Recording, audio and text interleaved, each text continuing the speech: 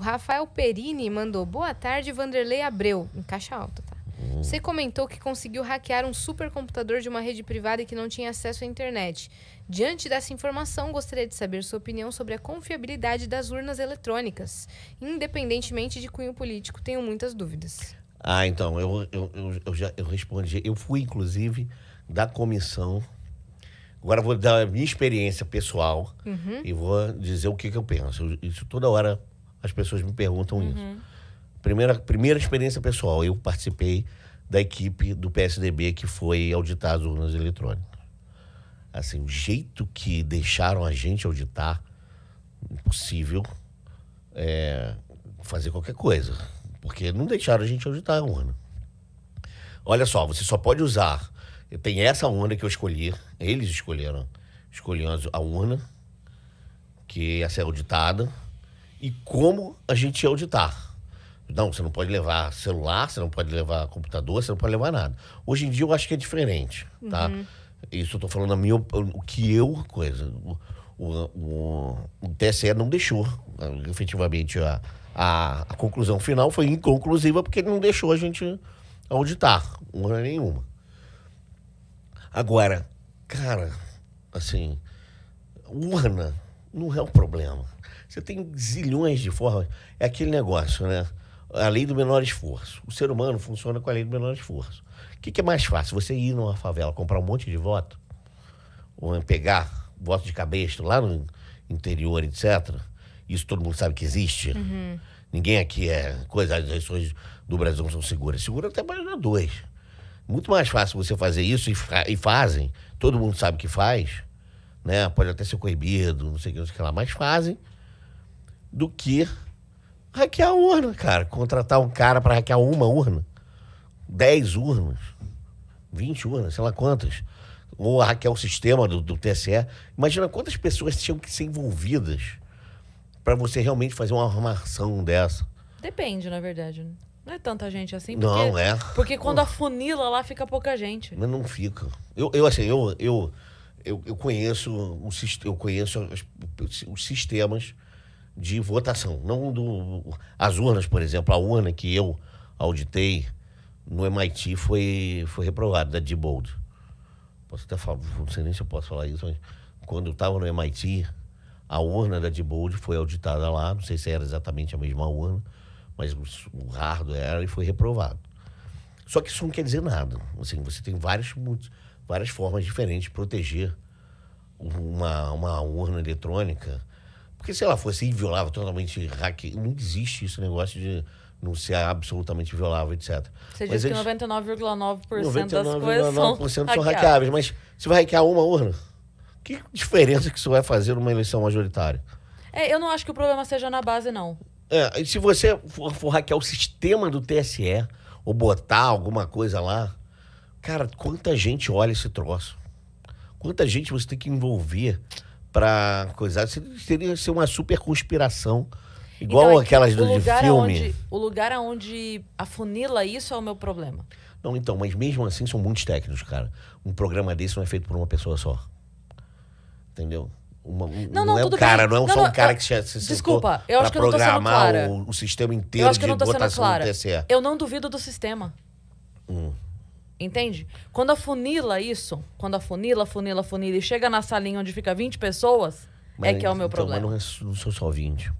E não são só essas 20. E essas 20, elas mudam toda hora. E assim, essas 20, não tem... Dessas 20, 10, 15 tem uma vertente política e as outras 5 são outras. Você já viu a então um não ia deixar o outro fazer besteira. Você já viu a entrevista do Diego Aranha, o professor da Unicamp? Então, foi uma que das inclusive pessoas, deixou o Brasil? Foi uma das pessoas que teve comigo nesse negócio. Então, a entrevista dele me deixou muito assustada. Não, eu não consegui. Eu vou te dizer, ninguém me deixou mexer na urna. É o que ele fala. Ele fala algumas situações isso assim. Ele junto comigo. Ele tava comigo nessa... Não sei se ele ou algumas pessoas que ele indicou, alguém dele lá tava junto comigo nesse negócio do PSDB. Não sei se ele especificamente, mas alguém que ele indicou. Me lembro que foi um escritório de advocacia que reuniu todo mundo. E assim, não deixaram a gente mexer nas urnas. Isso eu tô te dizendo. Eu dou meu testemunho é esse. Quando me deram uma urna na minha frente, olha, você só não pode levar computador, não vou deixar você abrir o código-fonte, porque já passou. Aí a ideia deles é que já tinha passado o momento de contestar esse negócio. O PSDB contestou depois das eleições e não podia contestar depois, tinha que ter contestar na hora deles fecharem lá o negócio. E eu não consegui. Mas daí como é que, assim, ó, como é que você faz a investigação se você não pode fazer nada? Você não, investiga então, o quê? exatamente. A cor da urna? Dava, liga ou não liga? tirava. Cara, assim, morto. É outra coisa que eu vi. Aí isso eu vi. Morto vota no Brasil. Tem um monte de morto que tá votando. Você via lá a coisa da urna. E esse cara morreu antes, votou e já tinha morrido. Entendeu? Então, não comunicavam o óbito do cara e alguém lá com a carteira de identidade e votava no lugar dele. Entendeu? Isso acontece pra caramba. Tem zilhões de formas de fraudar a eleição brasileira que não passa pela parte eletrônica. Então, por isso que eu falei, o meu problema não é a parte eletrônica. Não é. O meu problema também não é a parte eletrônica e nunca foi. Eu acho que você tem milhares de formas diferentes. Agora, talvez com a biometria, etc. Também, quem é que colhe a biometria? É isso que aquele negócio, né? Cada vez mais a gente pergunta. Eu nunca me contrataram. A única vez que me contrataram para ver as urnas, não me deixaram mexer. Isso eu Mas sei. foi pra ver você viu. Eu vi. Você tirava a lista das pessoas que votaram que votaram naquela sessão. E aí você via votando pra cacete. Quanta gente eu via que já tinha morrido que votou. Sim. Entendeu? Mas isso assim, hoje... Isso foi quando? Desculpa. Tem muito o PSDB foi em 2015, né? Eu só tô pensando quanto tempo... 2014. A conta que eu tô querendo fazer é quanto pode ser que tenha evoluído. Entende o que eu quero dizer? Tem a biometria agora, né? Em tese. Agora, será que existe uma auditoria no banco de dados para ver se existem duas dedões iguais lá? Pois é. Eu não sei, né? Isso o TSE não respondeu para mim. Teve Entendeu? denúncia de gente falando... É porque, assim, a internet, ao mesmo tempo que ela facilita a informação chegar mais rápido, também a pessoa pode contar a história que ela quiser, né? Mas teve muita gente, eu lembro, no Twitter e tal, contando que, por exemplo, chegou na hora de votar, apresentou o título e quando foi votar, o voto já estava constado. Já tinha votado. Aí isso alega-se que o cara digitou errado o número lá, que você prepara a urna. Não sei se... que já foi mesário sabe que você, toda vez que vem um cara, ele digita o número para abrir lá. Para abrir lá. Então o cara digita, vê o papelzinho lá, é romano. E aí é a alegação. Mas... É a alegação. Isso acontece. Assim como eles dizem, morto, vota, mas é um erro. Uma parte minoritária. Isso não altera uma eleição. Agora, vai acumulando esses negocinhos. Muitos pequenos entendeu? erros, né? Exato. E voto cabresto, e voto comprado, e voto não sei o quê. É óbvio que é crime e, se descoberto, vai ser processado. Mas será que não existe uma forma mais efetiva de coibir esse tipo de coisa? Quais são as auditorias feitas no banco do TSE para impedir que o mesmo cara vote mais do que uma vez com coisas? Sabe uma coisa com várias identidades falsas? Eu não sei se existe uma explicação para isso, mas é uma coisa que me incomoda muito e que eu sinceramente não entendo. E não é papo de humorista de tem uma coisa que eu não entendo. Eu não entendo mesmo. Que assim, por exemplo, o Enem é algo muito sério e não se pode vazar informações do Enem, certo? Certo. Então, o Enem, ele não respeita... Ele abre em horários diferentes porque ele não vai pelo fuso horário. O que eu quero dizer é, se começa 1h aqui, onde tem fuso horário, começa meio-dia, por exemplo. Sim. Porque ele respeita o momento, não a hora. Para evitar que alguém entre primeiro aqui e lá. Exato. Na eleição, se respeita o fuso horário. Ou seja, a gente termina a eleição num lugar... 1 hora antes, e aí esses votos ficam aqui... Porque não é prova, né? Você sabe quem você vai votar. Não, ok. Mas aí, o que eu tô dizendo... Você respeita, na verdade, aí você respeita o tempo de votação. Então, mas... Cada lugar... Não seria o ideal começar lá no mesmo momento? E não na hora? Entende? Não faz diferença. Assim, em termos de processamento, em termos de coisa, não faz diferença. Mas o que me incomoda é o tempo em que esses dados aqui ficam. Porque aqui encerrou 5 da tarde. Sim. Ainda tem 1 hora disso aqui circulando. Mas eles não liberam, em tese, eles não liberam o resultado da eleição O resultado antes. não, mas já tá em trânsito. Não, sim, então, já está sendo computado às vezes, inclusive. Então, Já começou a apuração em estados e outros estados nem terminaram ainda a votação. Mas eles não divulgam. Para quê? Para não influenciar exatamente o resultado da votação que está aberta. Não divulgam. Se vaza, aí eu não sei. Não, então, entendeu? o que eu Se quero vaza dizer é lá mais uma dentro, coisa... olha aí, olha, não sei o quê. Estão ganhando não sei aonde. Não, o que eu sei. digo, o que eu quero assim, dizer... Mesmo para pessoal, por exemplo, eu já trabalhei, eu fiz vários anos seguidos o sistema do G1 de apuração. E a gente recebe direto os dados. Eu participei da primeira, 1996. Caraca. Da primeira eleição eletrônica que você podia pegar os dados direto dos TREs. Eles não divulgavam, eles nunca, pelo menos pra gente, nunca teve erro isso. A gente sempre começou a receber só depois que, mesmo estando lá com o sistema aberto, podendo ser consultado, vinha 0000. O dado só era liberado certinho na hora. Mas isso eu não tô desconfiando. O que eu desconfio é o seguinte.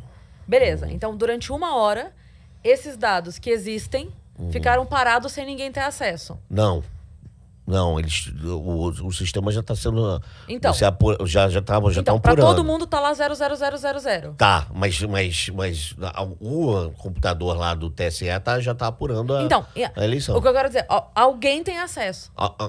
Mas não é geral. Não necessariamente, o computador tem acesso. Uma coisa é o computador ter acesso e a outra é uma pessoa ter acesso. Lembre-se disso. Não, tudo bem. Mas pessoa existe não é esse dado. computador. Existe esse dado, mas isso não quer dizer que uma pessoa tem acesso. Pode ter ou não. Então, pode ter ou não. Mas aí o que eu Mas é isso que eu tô falando. A dúvida é o problema. Mas a dúvida sempre vai haver.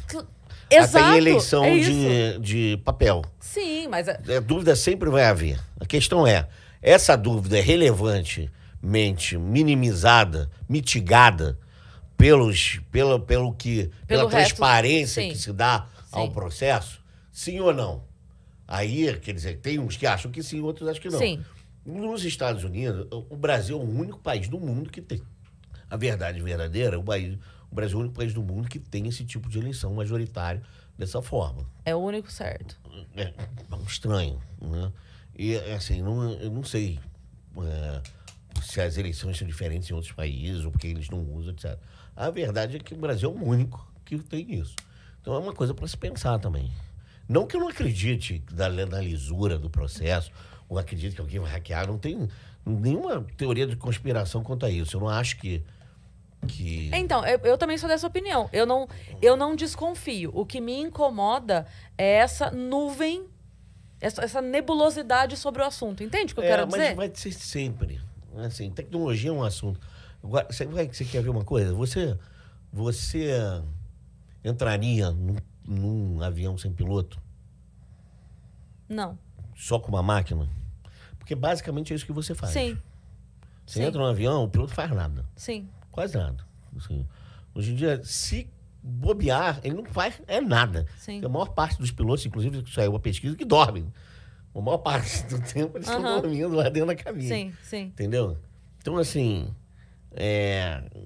quem já viajou de avião de pequeno porte, sabe que o piloto vai lá lendo revista, fazendo um monte de outras coisas que não são necessariamente... Caraca, pilotando. Carro vai ser assim daqui a pouco. Você não vai ter um ser humano pilotando. Vai ser uma máquina. E aí? Frotas de Quando caminhões. tem uma máquina, um ser humano é desconfiado por natureza. Ainda mais quando é um processo que ele não entende realmente. Que existem muitos espaços em que intelectualmente ele é leigo. Então você sempre vai desconfiar de alguma coisa. Sim. Entendeu? Mas o carro te deixam desmontar, né? Deixa? Ué. Você sabe desmontar um carro? Não, eu não. Então. Mas você saberia fazer isso com a urna. Não, eu saberia fazer com a urna, mas tem um monte de gente que está fazendo, em tese, né? Agora, eu tenho que acreditar que todos eles não são todos comprados, nem nada. Agora, não teve uma equipe do Exército fazendo? Sim. Então, pô, eu sou super verde oliva, eu acredito no Exército Brasileiro, na lisura do Exército Brasileiro. Então, você tem que se chama-se cadeia de confiança. Sim. Em alguém você tem que confiar. Sim. Entendeu? Tudo tem isso na vida. Porque o voto Mas normal, o papel, mas eu aprendi também de vai ser criança assim. que tudo você tem que questionar. E aí, qual é o, Você o meio questiona, termo? mas você questiona, mas você precisa, em algum momento, você precisa confiar no que estão Claro. falando. Não, mas é isso que eu tô te falando. Eu Você confio. vai questionar? Questiona, mas você vai confiar na resposta da pessoa. Porque você não vai Depende. saber responder, às vezes. De algum, entendeu? na resposta de algum, De você tem que alguns. confiar. De alguém você tem que confiar. Você tem que pegar aquele cara, porra, aquele cara ali, eu pelo menos tenho na minha cabeça que o cara não vai mentir sobre o assunto. Sim.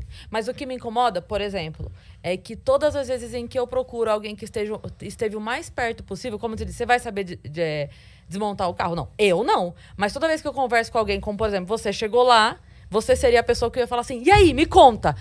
E você ia falar, Cris, é confiável. Eu ia falar do caralho. Você vira pra mim e fala, não me deixaram mexer. Não Aí me deixaram. o que me passa? Pois Entende? é, a verdade é essa. Eu não sei se alguém quiser me convidar, ó, tô me predispondo aí. Olha aí, incrível. E etc.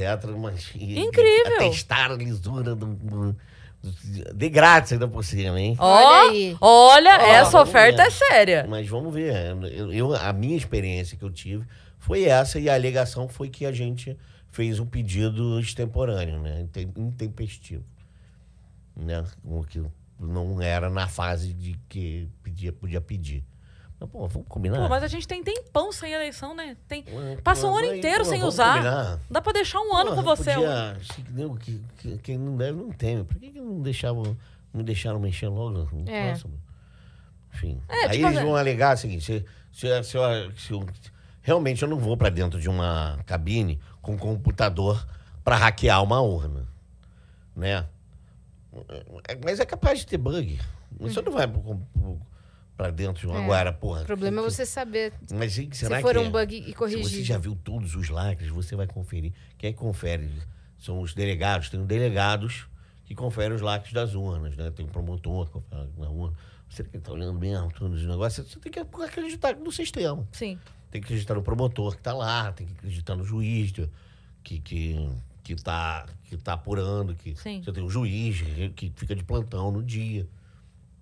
Entendeu? Então tem que acreditar no sistema. Se não acreditar no sistema, você vai sempre achar um problema. Você vai sempre ter uma desconfiança. Mas você tem que acreditar que aquele bando de gente está ali. Pelo menos a Alguém maioria. ia falar alguma coisa se estivesse errado, né? Pelo menos a maioria. É. Alguém ia falar alguma coisa se estivesse errado. E os erros que a gente conhece são os mesmos de sempre. Sim. Há séculos são os Sim. mesmos problemas. Sim. Já pensou você produz um vídeo, solta esse vídeo no YouTube, depois de 3 anos você percebe que esse vídeo está te rendendo 80 mil reais por mês? Um canal no YouTube com poucas visualizações, com poucos inscritos, fazendo vídeos sem aparecer, você pode faturar aí 2 mil, 10 mil, 15 mil reais por mês.